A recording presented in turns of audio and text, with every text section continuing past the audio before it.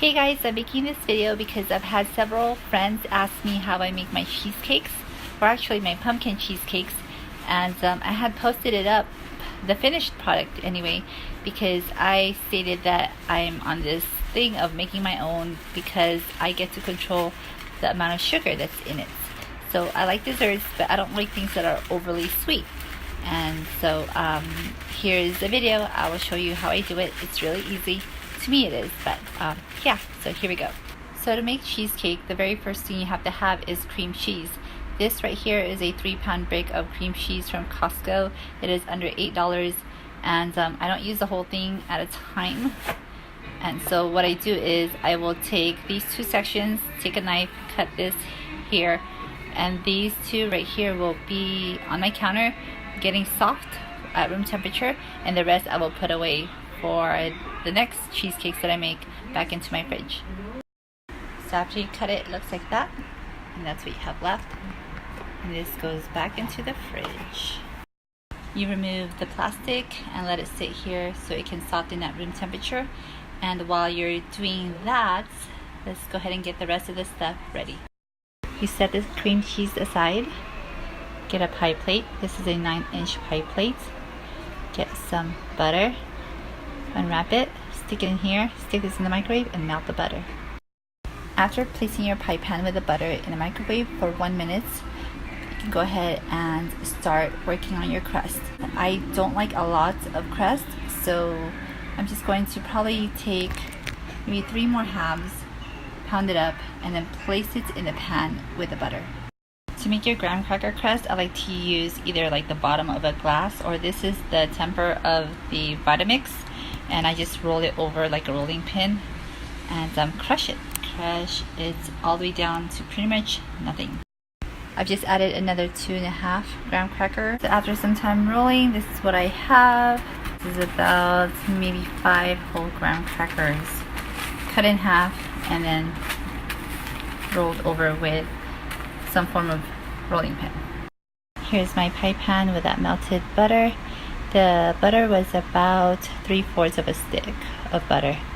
Just placed it in there and placed it in for a minute. I take my graham cracker crust and I pour it all in here, and I flatten it out. You can take something like this to do so. You just get all that buttered up.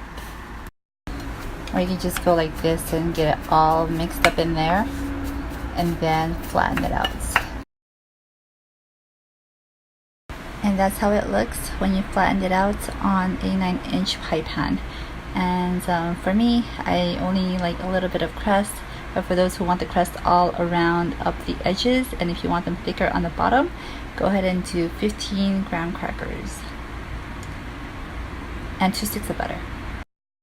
We're actually going to take a little detour. I was going to make a pumpkin cheesecake that I made a few times. I'm going to go ahead and make a strawberry puree cheesecake because I just found that my pumpkin went bad. So here we go. We've taken these strawberries. I have 10 in there. I'm going to place it in the Vitamix and puree it.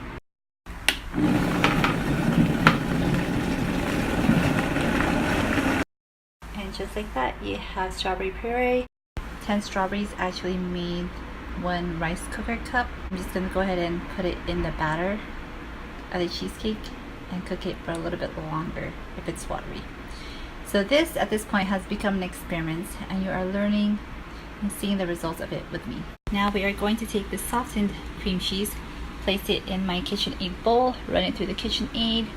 We are going to be adding 2 eggs, 1 at a time, adding the strawberry puree, also sugar, and then when all is mixed well, we'll place it in this pie pan, we'll place it in the oven, and there it runs.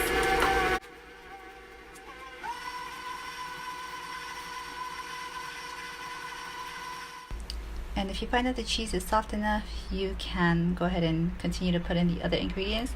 But in my case, I find that it's still not soft enough and it's a little too cold, so I'm gonna let it sit just for a little bit longer. So here we go back to cheesecake making. I went ahead and did about a 1/4 cup of sugar here and a little extra, 2 eggs, the strawberry puree. I put in the whole cup and a little bit of vanilla. So when all the mixing is done, I pour it onto my crust, which I do not bake or toast my crust first. I just put everything in there in the oven at 325 degrees, 40 minutes. Then I let it cool down. I leave the oven door open for a little bit. Then I place the whole thing in the fridge.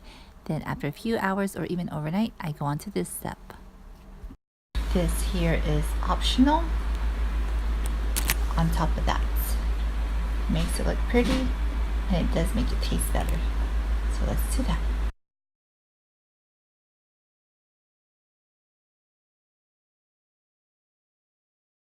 And that's how I make my less sugar cheesecake. If you'd like to see more, let me know and subscribe to my channel, youtube.com, Jennylou. My baby eating it for the first time. What is your first impression? It's so good. Is it? Yeah.